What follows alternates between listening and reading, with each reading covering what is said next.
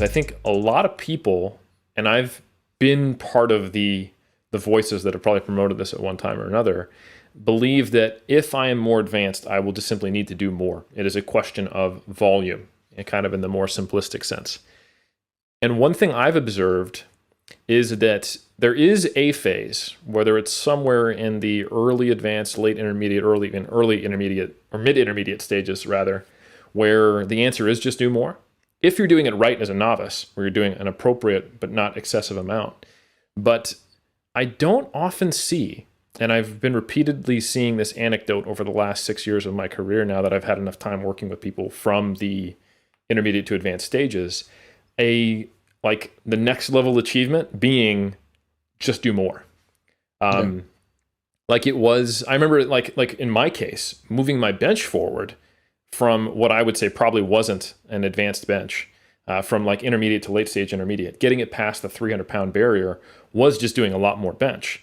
But I don't think the next state for me to go from like the 360 touch and go that I get to like 390 or 380 or wherever I end up is going to be, I have to do double day benches. You know what I'm saying? Yeah. Yeah, that, cause, yeah, I mean, shoot, 5, 6, 7, 8 years ago, that's kind of where we were. It's like, oh, we're just gonna have to up the dosage, right, of stimulus. Mm-hmm. But, man, so for example, like just what I see on the powerlifting front, what I see on the bodybuilding front, I think as a powerlifter, a lot of your training is like hitting the books. It's like study time, so what they do is they become more advanced when it comes to like just their warm-ups, to like their just their acclimation sets, all the way into their working sets. It's like everything matters. Like they can sit there and they could write you this long essay about like almost every single rep that took place and what can be done. So powerlifting's very technique dependent, so being in your zone, like making the most out of, you don't want to study like your like a kid who's like in, first year of college, right? It's like you're studying, but you also got your Facebook open at the same time, right? It's like Mm-hmm. they really know how to close those tabs, basically. So I think because of that, you don't see that relationship where it's like, okay, this is what Dave Ricks was doing, like 25 years ago, so he must, because he's gotten stronger. Which is crazy to say, and I'm probably pretty accurate in that assessment. He's definitely stronger than he was 25 years ago. Which is amazing considering he's 60. And I'm sure he's not doing like double the work or anything like that. Um, right. So just your ability to like just focus on what you're here to do just goes up. And you see this all the time. Like you look at someone who's, kind of newish, and then you see someone, like a Bryce, like a Ashton, and like when they're lifting, it's like, yeah, they're loose, they're having a good time, but at the same time, once it's go time, it's like all the tabs are closed.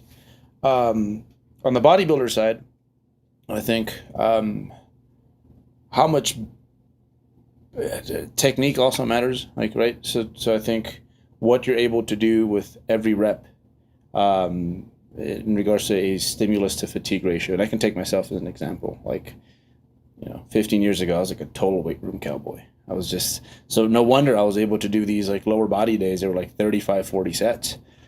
Because it's very clear in that example. It's like, dude, like, we can give you 10 sets now and you can make the same amount of progress if your exercise selection was better, so we can throw that in there too. But I think the most obvious one is even within the poorly chosen exercises, like my technique was definitely off. So yeah, I guess the quality of the work, right, Yes. is what I'm getting to. It increases so much, and it sounds so cliche, and I think a lot of the newer lifters, when they hear that, it's like, it's just like, it's always some old head telling me it's like it's not about like the quantity, it's all about the quality. It's just like, yes, I've heard that, I understand, but it's like you really don't Yeah. until you've progressed far enough where it's the determining factor in many cases. I 100% agree. And I think there's something to be said for how present you are. And then I think you need to have purpose behind what you're doing. So Yep. So, for example, I find myself with higher level bodybuilders when I'm pushing them to make progress.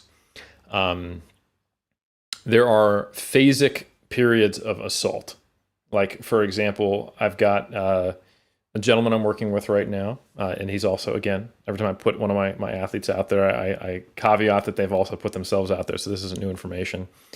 Um, But Christian Montevici, he's turning 50. He also happens to be our Italian affiliate on the Muscle and Strength Pyramids, and he's asked me to help him. Like, I want to make some gains as a 50-year-old, and he was actually going to get on stage.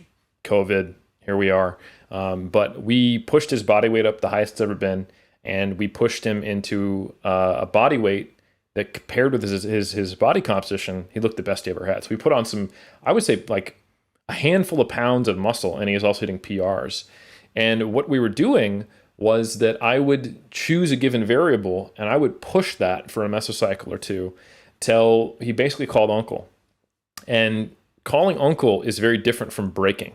And I think if I had done that with myself when I was in my 20s, and I know this directly from experience, I didn't have the awareness, or I would say the emotional maturity, to push myself until I went, you know what, this is about what I feel overreached, you know? Yes.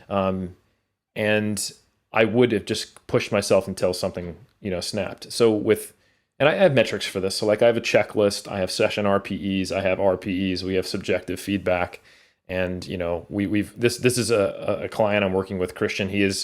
We have found the truth together and we have good communication. So all that's in place that we talked about earlier in this podcast. But, we got up to doing like 5 working sets on almost every single exercise, training 5 days a week for 2 to 3 weeks, and building from 3 to 4 and pushing higher rep ranges. And, extending the amount of time you spend in the gym for each session by like 30 minutes. And then we would deload.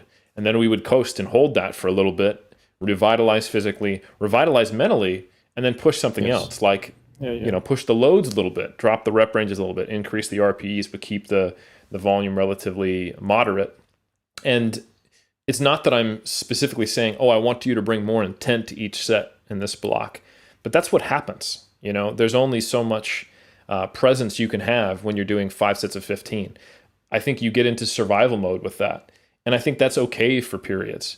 But you can't do that week and week and week on end without the quality suffering, like you're talking about, Berto. So, like when I think about some of the benefits that I've enjoyed from exposing myself to multiple different strength sports, is that I'm learning new skills and I'm doing heavily technique dependent work. So I've gained, I would say, a higher level of presence and awareness while putting forth high levels of effort that you just don't get from doing lateral raises. But then I can apply it to that.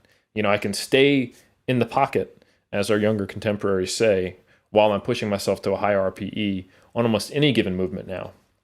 But that's hard to do when you're doing 5 sets of 20, 5 sets of 15.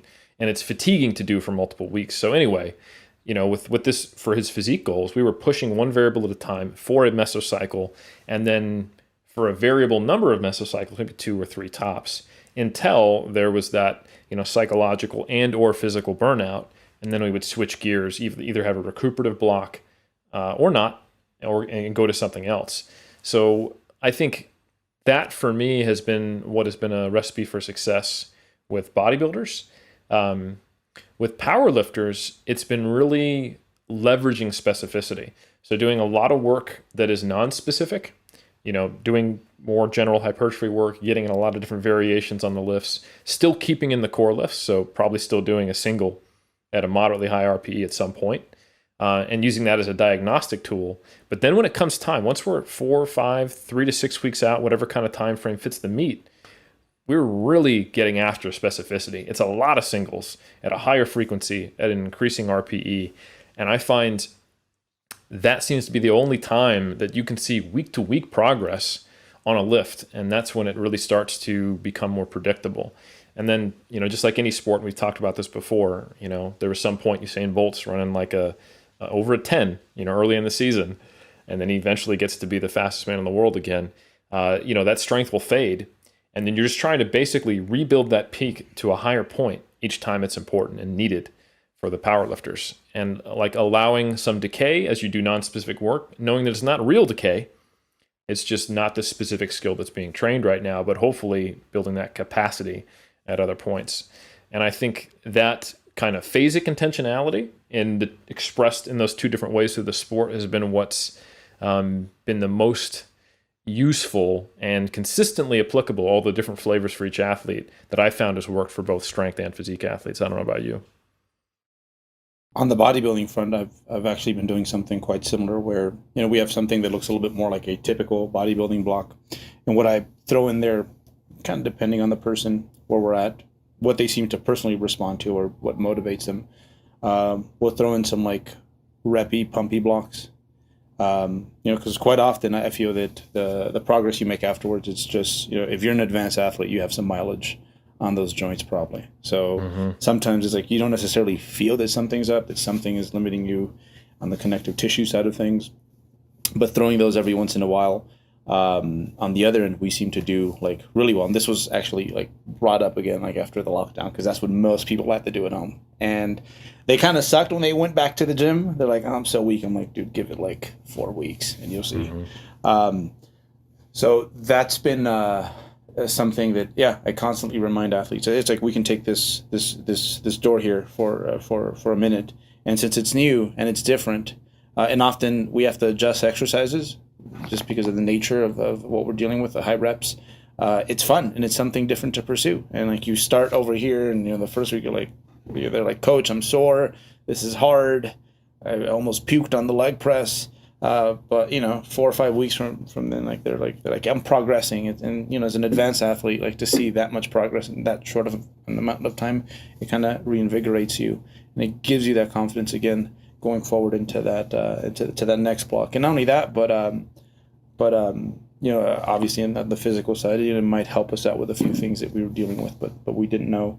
But same thing with strength blocks for like bodybuilders. Like every once in a while, it's like, hey, let's just throw one of these in here because I have something tells me, I'm like, I think they can be a little bit stronger. We just need to go focus on that. So I'll give them something that's not a powerlifting routine, but something, take borrow some components from that. We bring it over here, and same thing. It's like, hey, look at that. The last 2 months, you've increased your strength in this rep range by like 7-10%. That's pretty awesome. And then we kind of get back into that boring meat and potatoes. Holy crap! I'm on my 4th set of lateral raises. Sort of deal. So narrowing, I guess, like what you focus on. Like you can't get good at everything. It's kind of like Bryce with his bench press, right? It's like there comes a time where it's like, all right, these are the things we're going to have to work on. I think these are, it's kind of like how a bodybuilder gets judged as you go up the ranks. It's like it's no longer about what you have, but what you don't have, right? Yep. So it's filling in those gaps. I think that's super important. Sounds pessimistic, but it's what works. It's like, 1 or 2 things. This is what we're working on, and it becomes a fun little project. And it's so much easier to just zone in on that and see it really work. Because again, I've known advanced dudes that just kind of been in the same place for like 3-4 years. Just the fact that they're still there and they're working that hard shows you that they really love what they're doing. We just need to restructure what we focus on.